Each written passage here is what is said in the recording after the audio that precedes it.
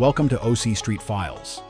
Today we're going deep into the South, Mississippi, Alabama, Georgia, Tennessee, where moonshine, gambling, and blood ties gave rise to one of the most ruthless and mysterious syndicates in American history. They called it the Dixie Mafia. The Dixie Mafia wasn't an official family like the five families in New York. No godfather sitting in a mansion.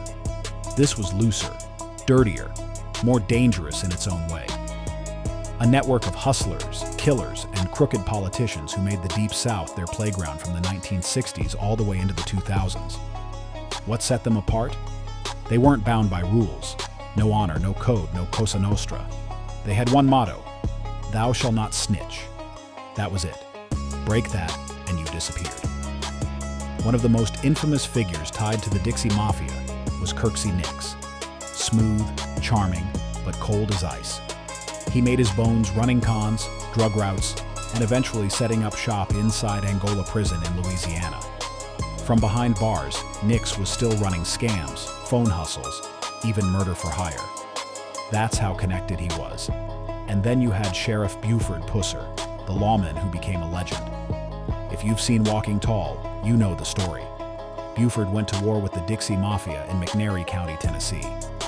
They tried to shut him up, but Pusser wasn't going. He survived multiple assassination attempts. And in 1967, his wife Pauline was killed in an ambush meant for him. That murder has long been linked back to Dixie Mafia players. Buford fought back hard, swinging his famous 4-foot club and bringing heat down on their operations. But the Mafia wasn't done. In 1974, Buford himself died in a mysterious car crash. To this day, many believe it was no accident. The Dixie Mafia had its hands in everything. Drug trafficking, contract killings, bootlegging, even infiltrating churches and small-town governments. They weren't glamorous mobsters in suits. They were backwoods enforcers in pickup trucks, armed to the teeth, with judges and sheriffs in their pockets. Take the case of Judge Vincent Sherry and his wife Margaret in Biloxi, Mississippi.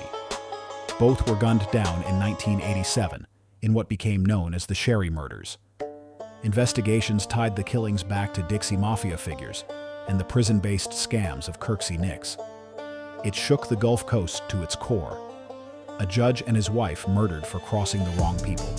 That's how far their reach went. And they weren't just local bullies. They had ties stretching to New Orleans, Dallas, even up into Chicago. They ran gambling houses, strip clubs, and smuggling rings. Money flowed through Dixie Mafia hands like Mississippi River water. But every empire eventually cracks. By the 1990s and 2000s, federal investigations, RICO charges, and old members flipping started to tear the network apart. The loose structure that once made them strong also made them vulnerable. Without hierarchy, loyalties broke quick. Still, the Dixie Mafia name carries weight to this day. You'll find people in the South who whisper about them. Some swear they never really went away. They just got quieter, deeper underground, still pulling strings in small towns where everyone looks the other way. From moonshine stills to murder for hire, from judges on the payroll to sheriffs turning a blind eye, the Dixie Mafia left a bloody footprint across the South. This is OC Street Files, the Dixie Mafia. Not a family, not an organization, a way of life built on greed, fear, and silence. What do you think? Were they a real mafia or just Southern outlaws with connections? Drop your thoughts in the comments, subscribe for more, and share this so the story doesn't stay buried. Because in the South, secrets don't die, they just get passed down.